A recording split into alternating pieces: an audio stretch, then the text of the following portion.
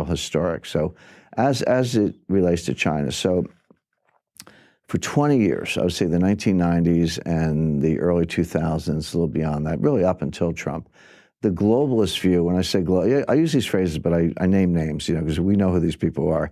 People like Jeffrey Sachs at Columbia University, Richard Haas at the Council on Foreign Relations, John Kerry, who was our Secretary of State, and of course President Obama, and President Bush. I don't see much difference between Bush and Obama on this point, but the globalist view was, okay, we know the Chinese are kind of bad guys. We know they're, communists. But if we trade with them and open our doors and let them break the rules and let them steal our intellectual property with their low-cost, Lego-style manufacturing assembly, they'll grow rich.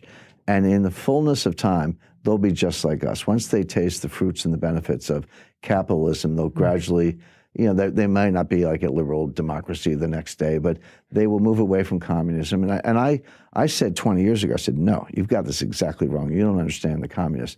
And people go, oh, Jim, the communists, there's just a couple 80-year-olds on the Politburo. They'll die soon. The communism is anachronistic in China today. I said, no, they're hardcore communists. Well, so all this accommodation, so, China in 1994 does a maxi devaluation of the yuan. 2001, they joined the WTO, proceeded to break every rule and every promise. It's kind of like getting into a club and you go, exclusive club, you go before the membership committee and they say, well, we're going to admit you to the club, but we have a very strict dress code. And you say, yes, I understand, I'll adhere to the dress code. And you show up the next day in like flip-flops and a t-shirt. That's China. They show up in the t-shirt and say, give me a drink. 2016, the IMF admitted them to these small group of 5 currencies that are used to calculate the value of world money, SDR, the special drawing rights, world money printed by the IMF. But you had to make certain promises to do that, including one that you would have an open capital account. They immediately proceeded to close the capital account. In other words, China's willing to lie, cheat, steal. We know that. But what was interesting is that the U.S. was willing to tolerate it for the sake of a chimera or a mirage of a more liberal China, and that hasn't happened. The opposite has happened. President Xi was made president for life. They had a 2 5-year term rotation, and in your second 5-year term, you had to appoint your successor who would smoothly come in and take over at the end of your 5-year term, second 5-year term. That's gone. Xi is president for life. They've now created a new branch of ideology called Xi thought. Well, there's only one other dictator in China who had thought, and that was Mao thought. So Xi is the first head of the Communist Party since Mao Zedong to have a school of thought named after him. This is a little obtruse perhaps to the West, but these are really important things inside of China. So he's head of the Communist Party for life, has his own school of thought, is suppressed all of his enemies. I was in Hong Kong not long ago, a very elite audience at the Asia Society, the biggest property owners, scholars, et cetera, in Hong Kong. And they were all, these people are globalists. I don't know why I get invited to these things, but they do invite me. And they're all globalists, and they're all saying nice things about China. And when it came my turn, I just looked at this one guy and said, what happened to Bo Xilai? Bo Xilai was a rival to Xi Jinping. He was the mayor of, head of the Communist Party of Chongqing. And he was the up-and-comer. He was making his own play, disappeared. We haven't heard from Bo Xilai in about 4 years.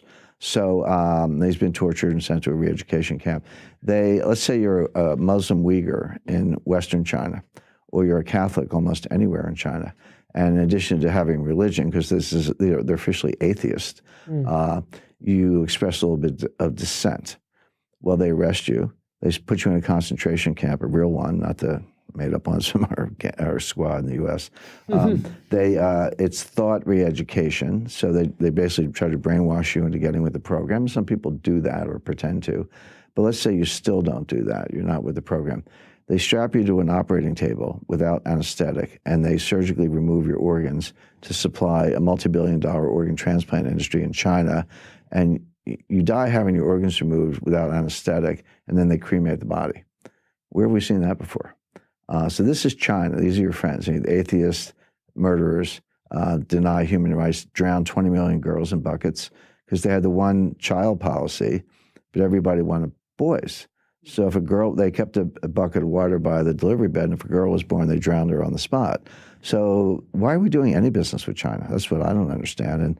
And my friend Kyle Bass agrees. He's been, very successful hedge fund manager. He agrees.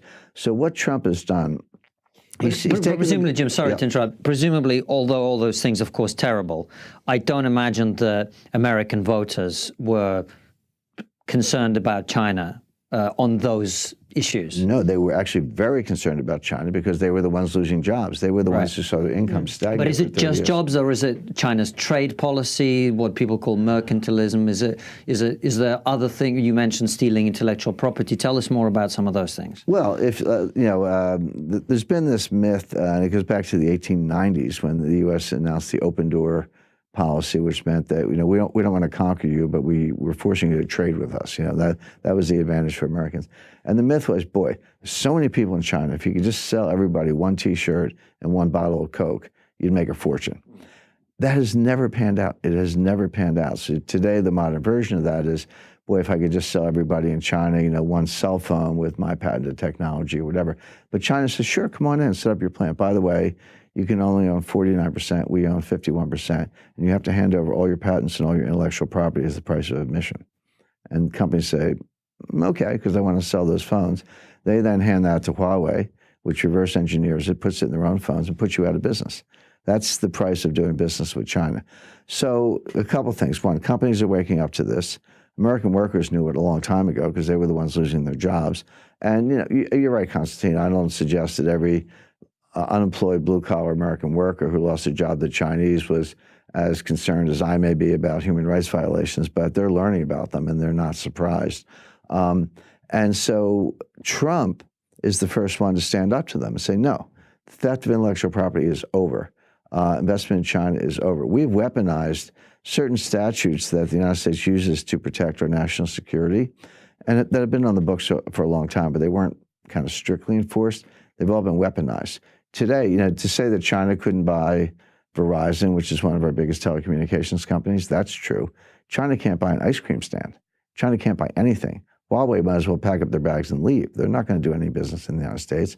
And we're going to see to it through Europe and Japan and our allies that they don't do any business with anybody else either. And if they do, they can't do business in the United States. That's a secondary boycott. So we're playing hardball. But if you want to boil this all down, in October 2018, our Vice President, Mike Pence, gave a speech before a think tank. It's readily available on the internet and the White House website, easy to find. And people are calling it the Pence Doctrine. It's the first time I've ever seen Trump not name something after himself, but he allowed Pence to go ahead, and so it's the Pence Doctrine. Do you reckon there's a tiny room in the White House? The Pence room, like a little cupboard or something. Yeah, where they keep the brooms. Yeah, well, Pence might have resigned in the Oval Office in 2024, but we can talk about that later.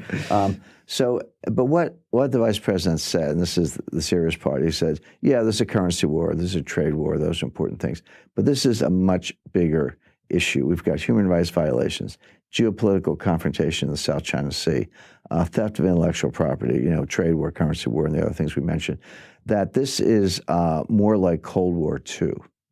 Doesn't mean you have a shooting war, but it means that the confrontation is much bigger, broader, and will be more long-lasting. And actually, Pence is preparing to deliver part 2 of the Pence Doctrine. There'll be another speech very soon. And when this, in my view, will be on a par with the Marshall Plan, or what's called the Long Telegram by George Kennan, which was turned into an article called Sources of Soviet Conduct. But that article, which I think came out in 1947, I could be off by a year, thereabouts, was the blueprint for the conduct of U.S. foreign policy during the entire Cold War, right up until 1989. Everybody looked at that Kennan article and said, yeah, this is the way to do it. And it wasn't a war, it was containment. Just box them in, starve them out, and they fell. And that's exactly what happened. It took 45 years, but it happened. This Pence Doctrine is going to be the new Long Telegram. It's going to define our confrontation with China. And then the thing I love is all these scholars, TV pundits, whatever, there was a book called The Thucydides Trap. And of course, Thucydides, the Greek historian, who chronicled the Peloponnesian War, and he said, well, you have, the established power Sparta and the rising power Athens. Whenever you have a rising power meeting an established power, it comes to a war. There was a war between them, and that was the history of the Peloponnesian War. So everyone's glommed onto this and said, yeah, here we go again, Thucydides trap. The U.S. is the established power, and China is the rising power, and it's going to come to a confrontation. There's no way around it. There may be some truth in that, but what they ignore is that Sparta won. In other words, Athens did not win the Peloponnesian War. Sparta destroyed Athens. So that would suggest that the U.S. will destroy China. We're not going to physically destroy it, but either China will transform into a more liberal society, or the U.S. will box them in and defeat them at every turn, not let them steal the intellectual property. And just to make it very concrete, U.S. companies are already moving the supply chain. They're coming out of China. They're going into Vietnam, Indonesia, Philippines, Thailand, Malaysia, other countries that have enough infrastructure, enough trained workers with low wages that you can replicate what China offers without the baggage, without the theft of intellectual property, and without supporting the human rights violations. Now, here's the thing. These are 10-year decisions. You don't close a plant and build a new one and then go back next year because everyone's kissing and making up. You move your plant, you keep it there for 10, 15 years. So these jobs are coming out of China, but they're not coming back. And the Chinese economy is in much worse shape than people realize, much more indebted, much more vulnerable. And to top it off, the history of China for 5,000 years is centralization of power followed by dissolution and decentralization. Then warring kingdoms, then it centralizes again, and it falls apart again, over and over through centuries and through dynasties. Right now, China is at peak centralization, going back to what I said about Xi, which means it's very easy to forecast what's going to happen next. It's going to fall apart. Well, on that happy